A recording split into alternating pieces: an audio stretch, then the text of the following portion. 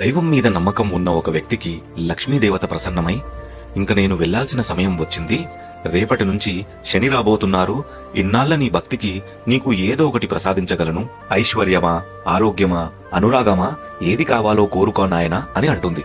అమ్మా, నాకు ఏ కష్టం వచ్చినా తట్టుకుంటాను, కాని నా కుటుంబంలో ఒకరంటే ఒకరికి అనురాగం ఉండేలా చూడు తల్లి అని అనగా తదాస్తు అని వెళ్తుంది.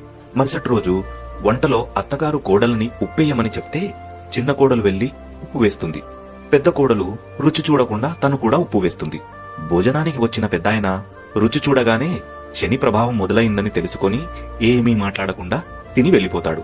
తర్వాత భోజనానికి వచ్చిన పెద్ద కొడుకు మొదటి ముద్ద పెట్టుకోగానే నాన్నగారు భోజనం చేశారా అని అడిగి చేశారు అని తెలుసుకొని తను కూడా ఏమీ మాట్లాడకుండా భోజనం చేసి వెళ్లిపోతాడు. చివరగా భోజనానికి వచ్చిన చిన్న కొడుకు కూడా మారు మాట్లాడకుండా భోజనం చేసి వెళ్లిపోతాడు. ఆ తర్వాత ఒకరొకరు తన భర్తలు భోజనం చేశారని తెలిసి వారు కూడా మౌనంగా భోజనం చేసేస్తారు.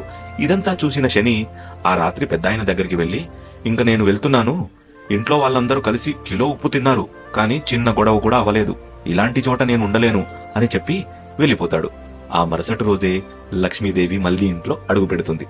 నీతేంటంటే, ఏ కుటుంబంలో అయితే ప్రేమ, అనురాగం అర్థం చేసుకునే గుణం ఉంటుందో వాళ్ళ ఇంట్లో ఎప్పుడూ అష్ట ఐశ్వర్యాలు వెలసిల్లుతూ ఉంటాయి. మరిన్ని మంచి కథల కోసం నన్ను ఫాలో చేయండి.